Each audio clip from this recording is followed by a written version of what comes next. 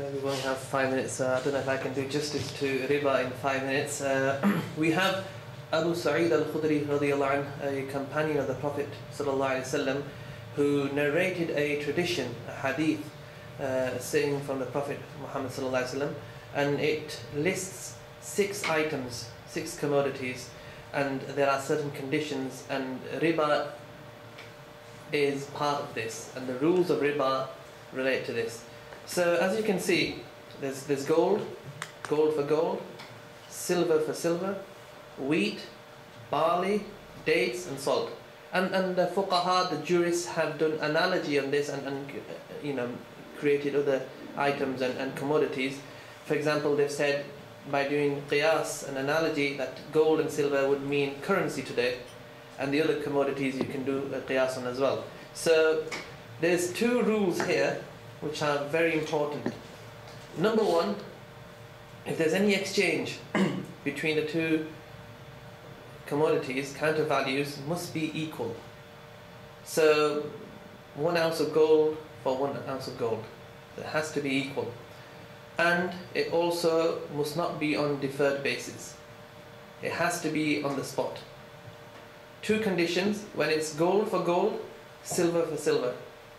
Yes, if it's gold for silver, so not gold for gold, then one of those conditions drops. Which is that? It doesn't have to be an equal. So you don't have to have 1 ounce of silver for 1 ounce of gold. But the spot condition stays. And if you carry on this slide here, they tell us that interest is related to inflation, and it actually treats inflation. Yet if you'll see from this slide here that interest is actually the cause of inflation, and inflation is intrinsically linked to interest. It's not interest treating inflation, it's actually interest causing inflation. And this is where the problem of economics goes. And by setting various interest rates and saying that the MPC of the Bank of England is now setting the interest rate at this rate because inflation has gone up or low, it's just manipulating various elements. So we need to understand that interest and debt itself, firstly, is the problem, the root problem. Look at this chart here. So you can see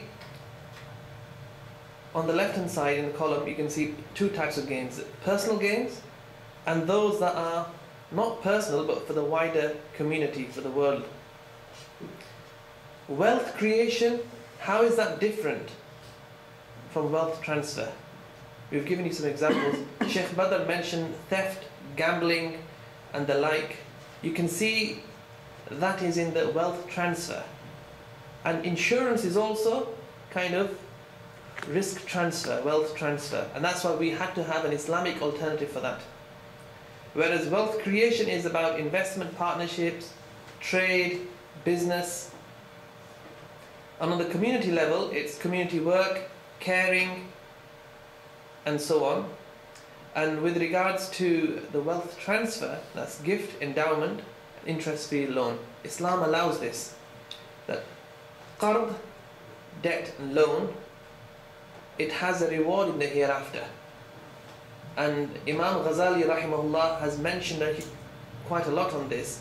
And in his Ihya al-Ulum al-Din, he's actually mentioned the virtues and in terms of this world of tying the community together and having this where everybody is in it together, helping each other out, not necessarily always to benefit from that materially.